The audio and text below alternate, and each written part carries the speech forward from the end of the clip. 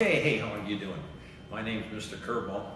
I'm the instructor here at the Building Property Maintenance Program at CIT, the Career Institute of Technology.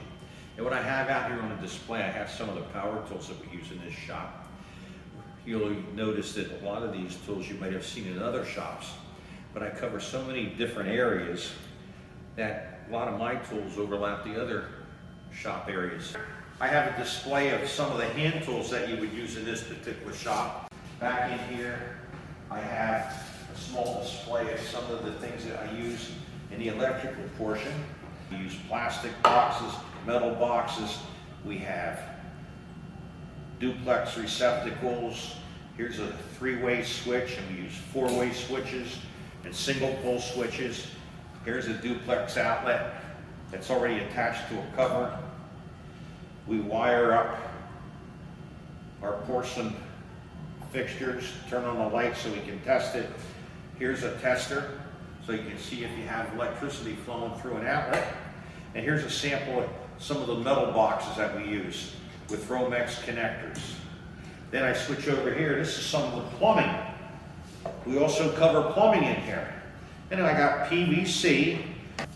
With the plumbing, you'll learn things such as using Teflon tape so that you could take the Teflon tape and put it into a fitting so that you could actually connect it.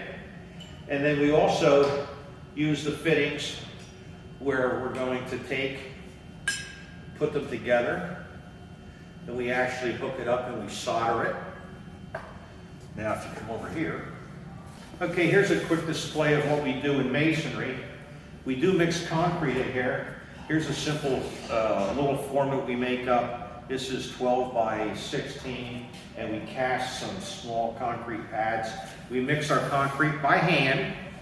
Once we mix it, we put it into form, and we're using a trowel, and one of the woodworking projects is to make a float, and that float is used to float off the concrete. Behind me here, you see a simple 8-inch block wall.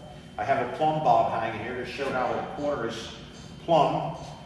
And some of the tools we use here is, once again, we're using a hoe to mix the mud, and we're using the trowels to spread the mortar, and we're using our line block to stretch the line. We have the twigs to hold the line, but the best part is when you take it and you strike off your joint, so that you take it and you run it across, so it gives it that concave surface that makes it look nice and clean.